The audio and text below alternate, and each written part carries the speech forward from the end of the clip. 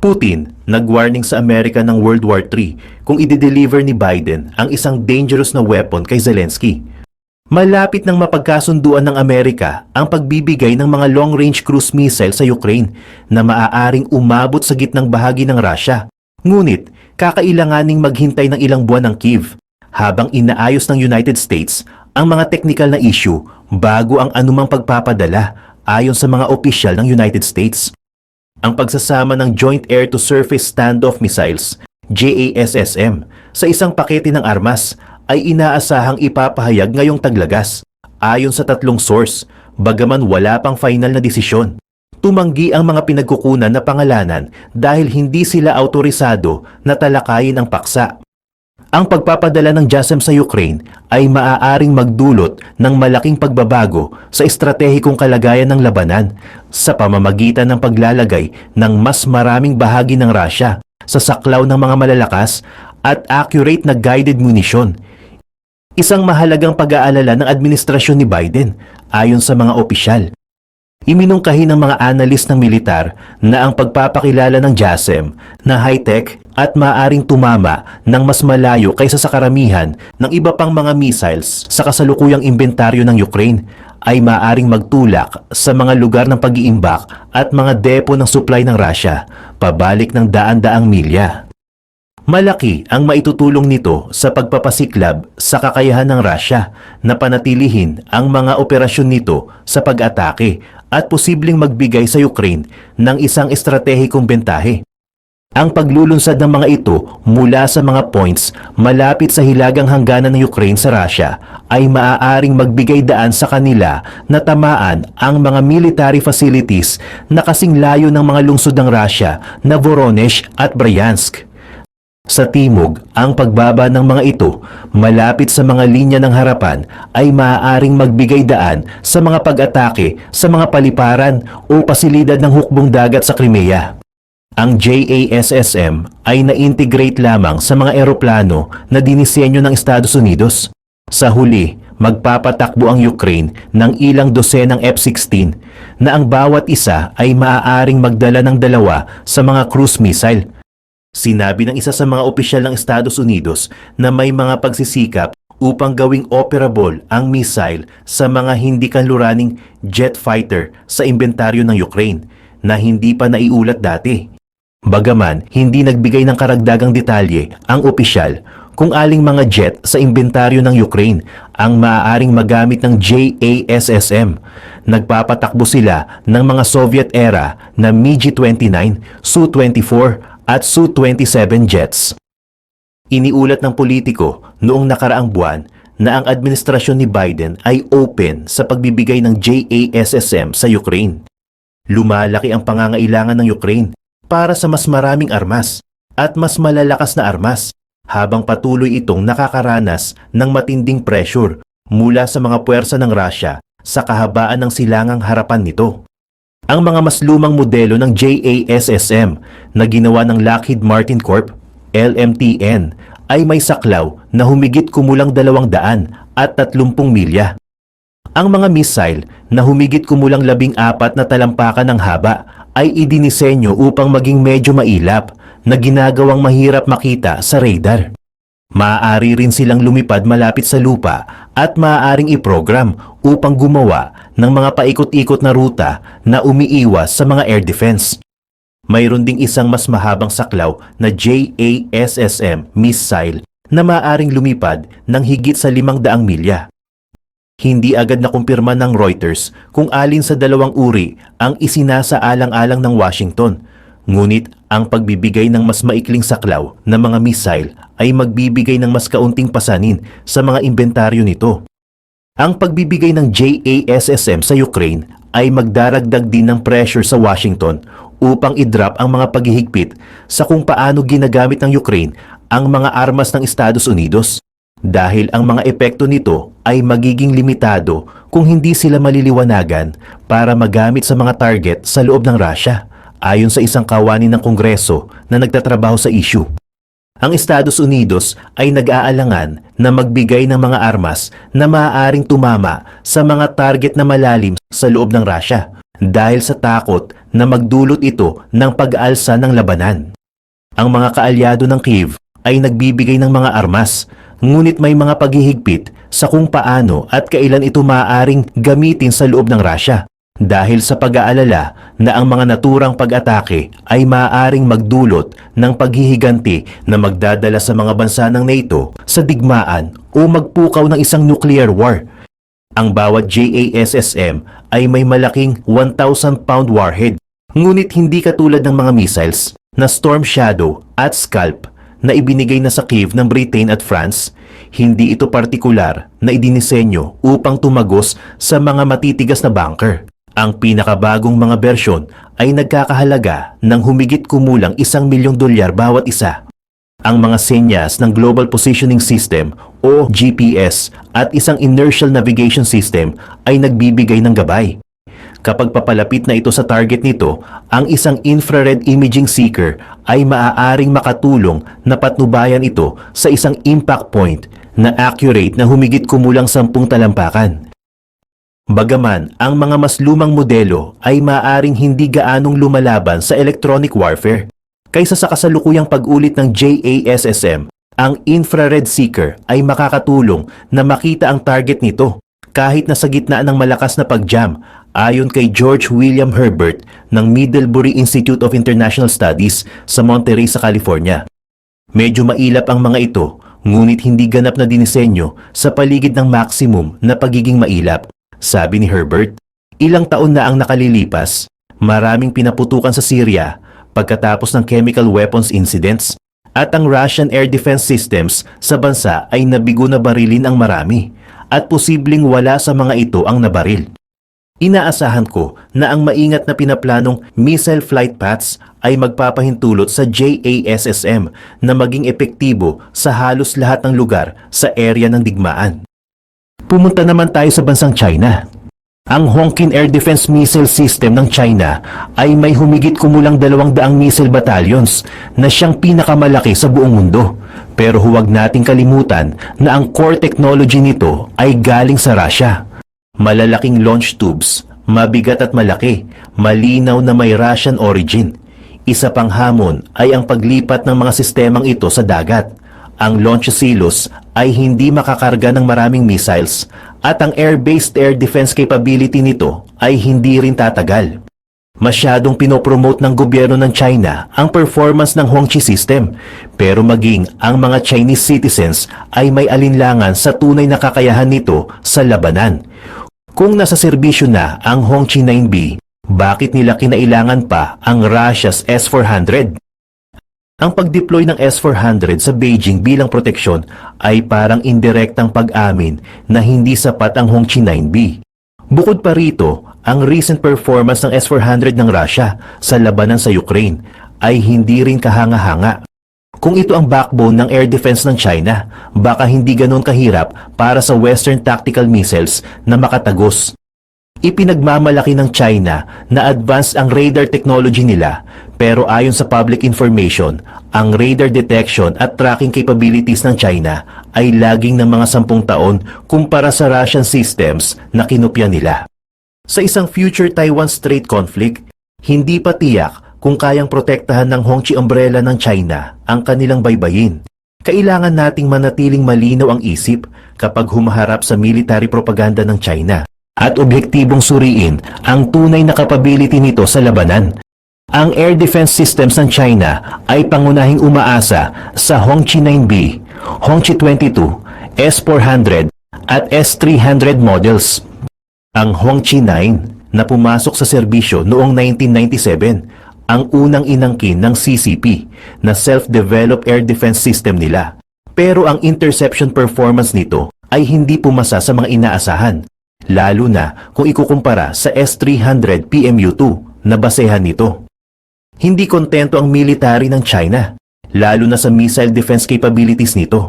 Ang range ng Hongqi 9 ay nasa 7 hanggang 25 kilometers lang, na may maximum altitude na 15,000 metro.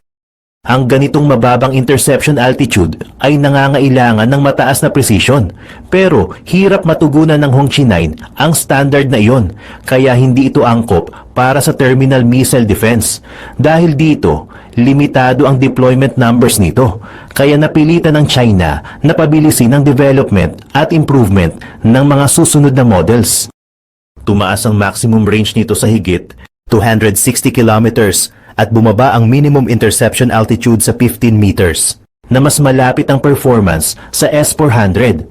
Inaangkin na mayroon itong ballistic missile interception capabilities at kasalukuyang pinakamoderno sa series.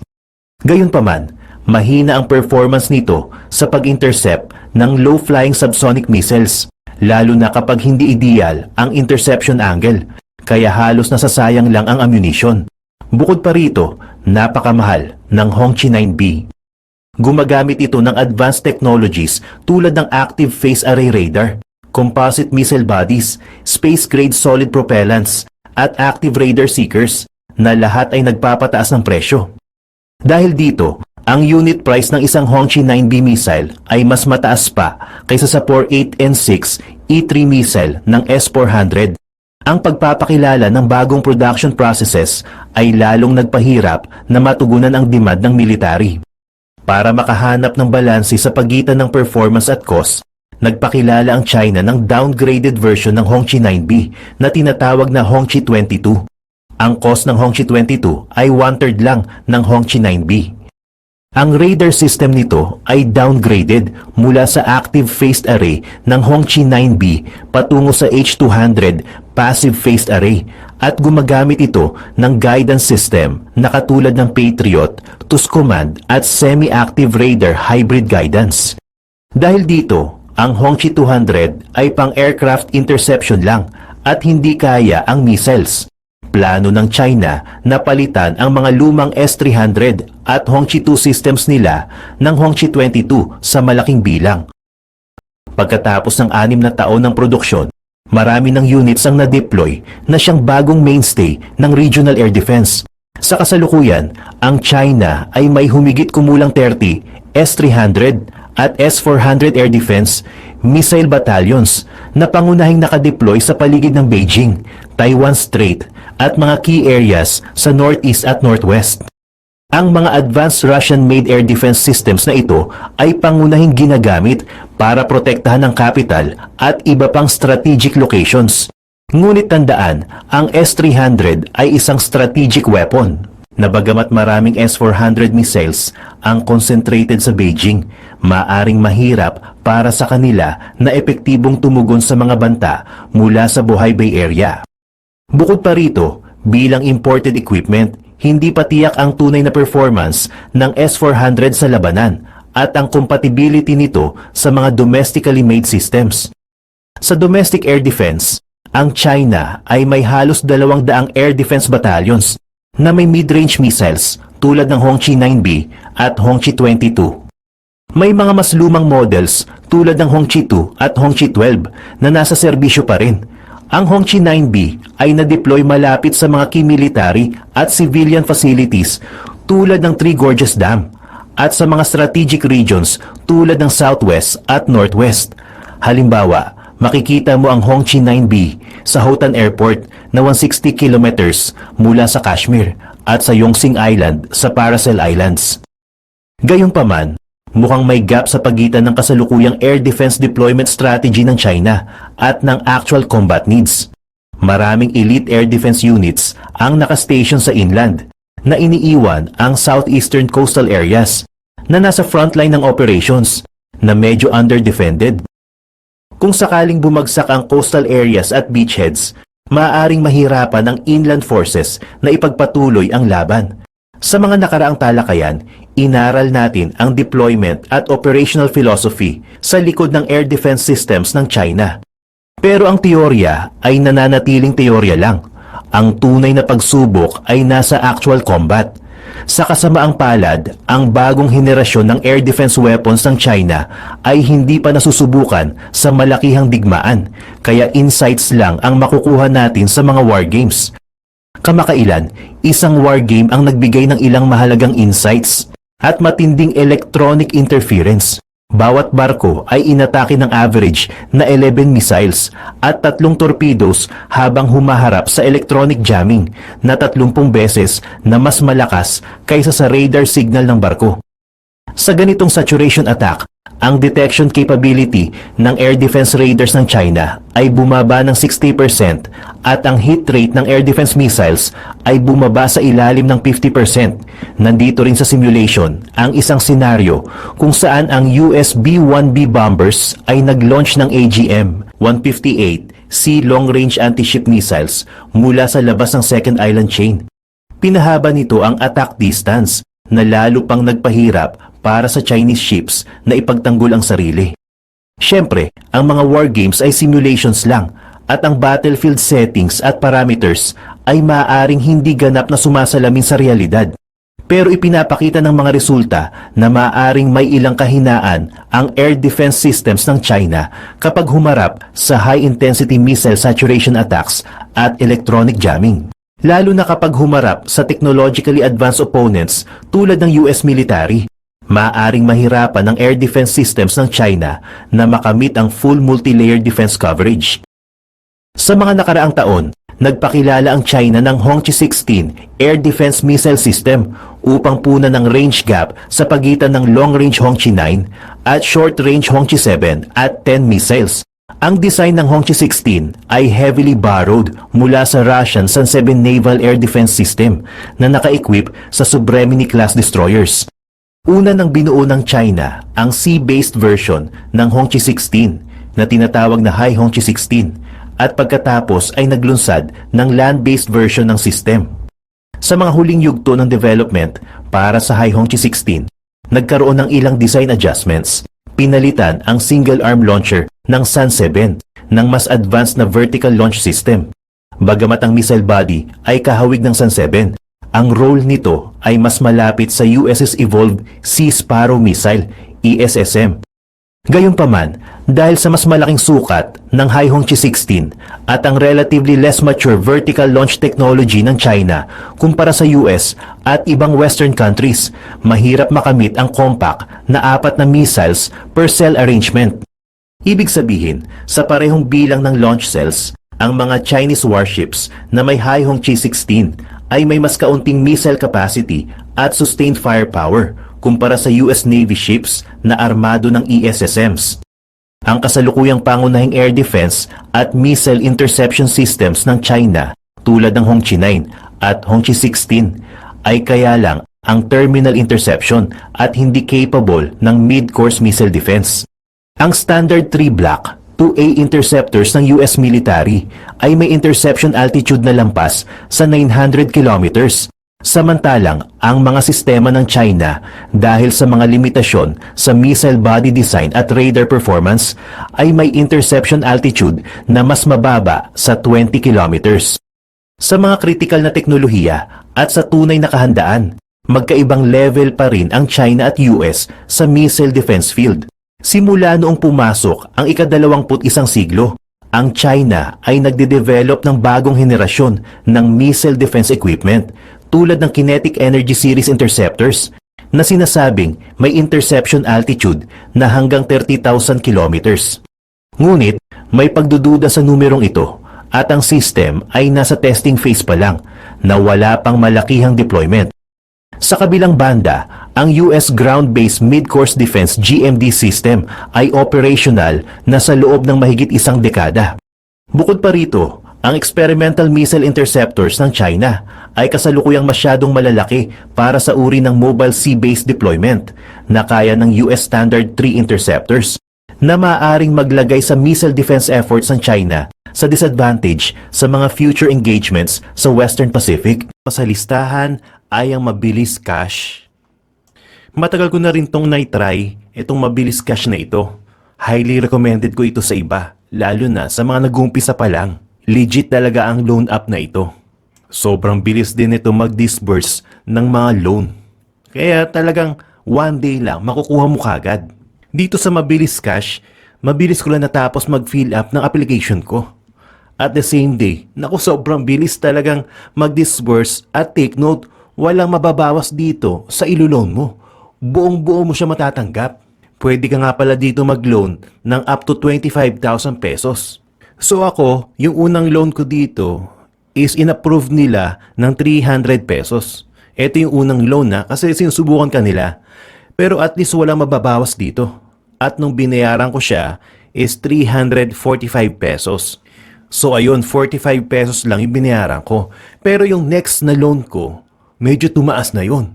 Umabot na yun ng 2,000 pesos. So yung 300 pesos, parang sinubukan ka lang nila. Ngayon, kung binayaran mo yun, tataasan nila yung loan amount na pwede mo makuha. 2,000 pesos. Tapos pagkatapos ko mabayaran ng 2,000 pesos, ang next loan amount naman ay 5,000 pesos. Talagang nagle-level up siya, no? Habang binabayaran mo siya. Habang nakikita nila na good payer ka naman. At hindi ka nalilate sa due date mo. Pero ngayon, nabalitaan ko, medyo stricto na ang mabilis cash.